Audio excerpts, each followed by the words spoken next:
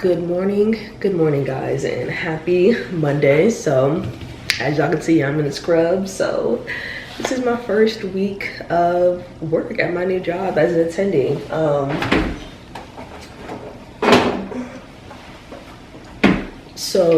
I'm doing 2 shadow shifts this week and then 3 shifts on my own. So Monday and Wednesday are my shadow shifts, so today is my first day. So I'm going to be working with the medical director. I believe I am going to be seeing some patients of my own, but it's really kind of just to get used to the system, see how the ER runs, things like that. And then on Thursday, I am on my own, y'all. It's pretty crazy.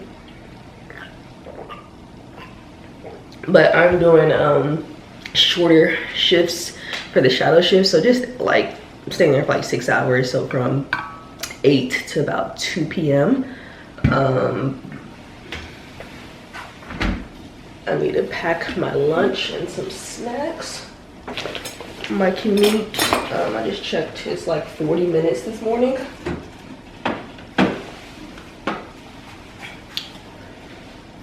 So I got my lunch, which is leftovers. Got a snack here, some fruit, some crackers, and I need to eat some breakfast before I head out. So I woke up around 6 a.m. went to sleep a little past 10:30 last night, and I'm feeling pretty well rested.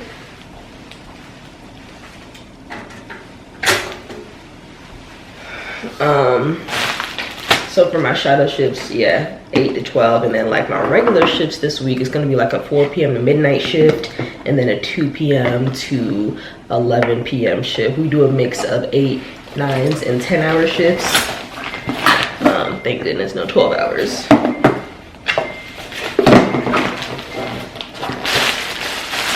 just gonna make some avocado toast real quick, and then hit the road, and I'll see you guys later.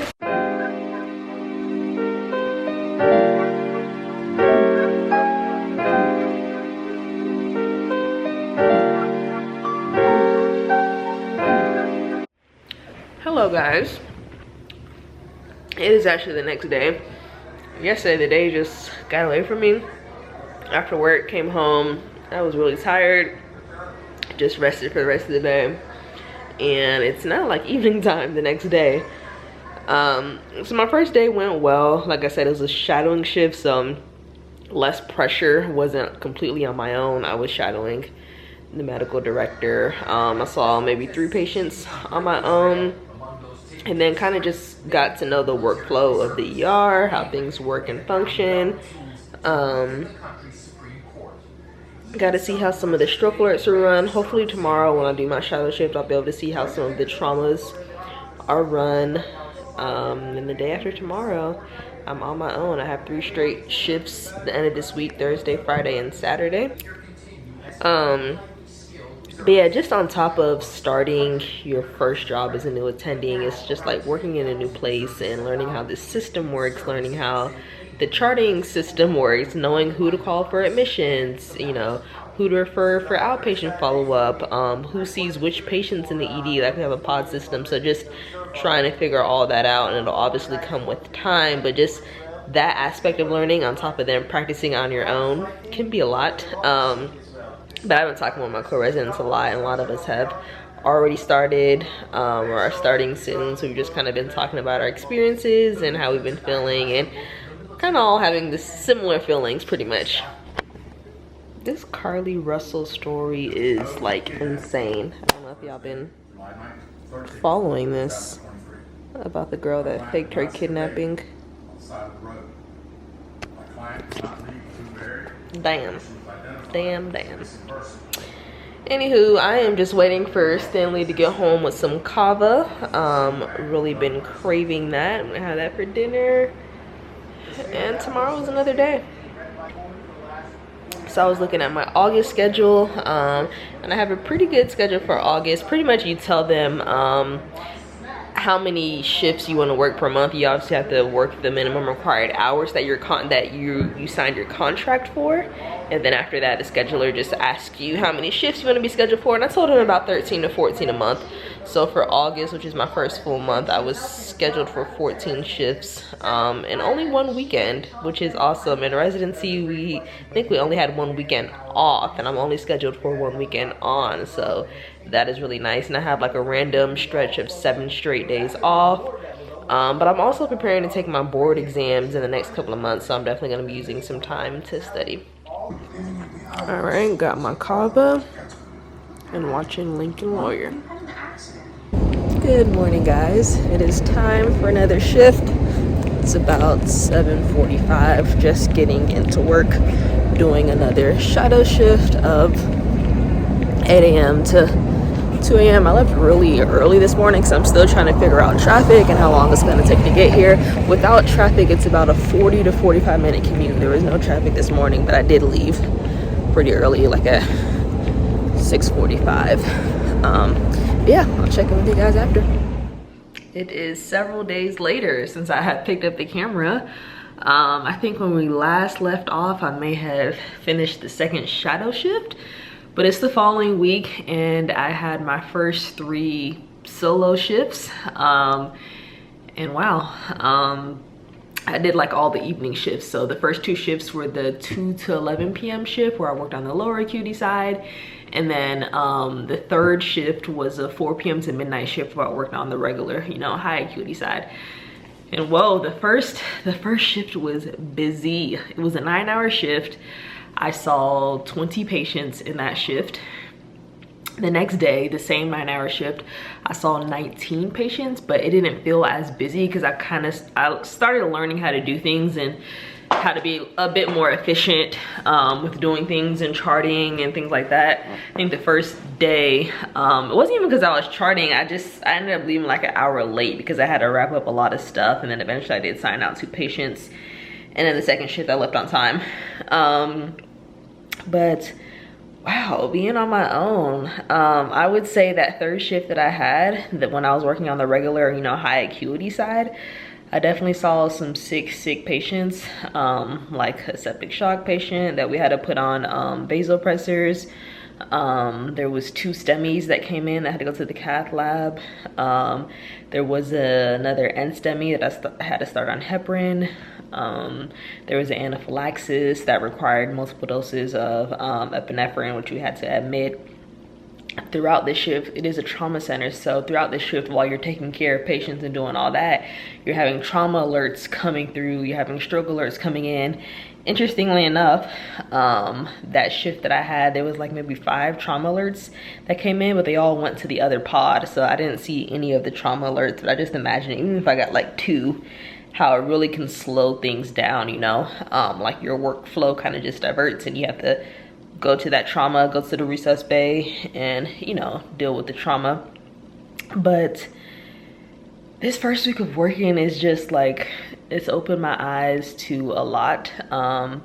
Number one, I already knew emergency medicine was a very stressful environment and stressful career, but I think now the weight of being on my own is even more, because as a resident, yeah, it's high stress, you're dealing with sick patients, but you always have your attending to lean on. At the end of the day, the attending is the one responsible for making the final decisions. You're gonna go to them when you need help.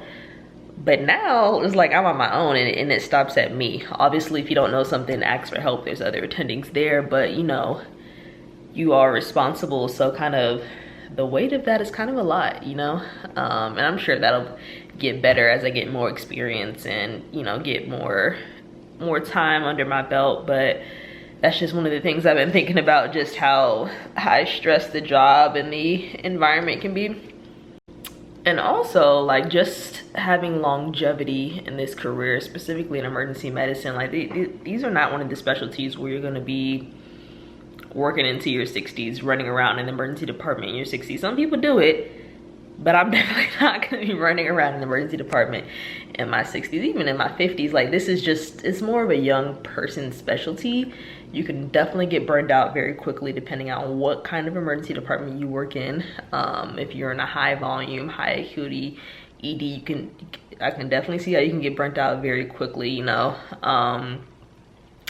But I think the amount of shifts that I work is a nice happy medium for me, you know, working about 13 to 14 shifts a month, you know, 3 to 4 days. That's enough time to recoup and not feel like I'm constantly at work, you know. But overall, I like the emergency department, the staff, the nursing staff is so great. Like literally an EMS patient can, patient coming in via EMS, you know, they get into a room, the nurse goes in, triages them first, and there's already like protocols. For example, if it's a chest pain patient, there's already a protocol of an order set. Orders are already put in and blood is already drawn by the time I go see the patient. And I'm just like, wow, this is just so efficient. I feel like it's just because I'm in the beginning and I'm so new and I'm only 1 week in, but there's times where I'm just like, dang, I wish I picked a specialty that wasn't as stressful, that like literally every patient coming through the door can be a life and death situation, and just the weight of that on you is just, is a lot. It truly is a lot. Like in the ED that I'm working at, it's a very, it's one, high volume, but high acuity as well. So that can be a lot.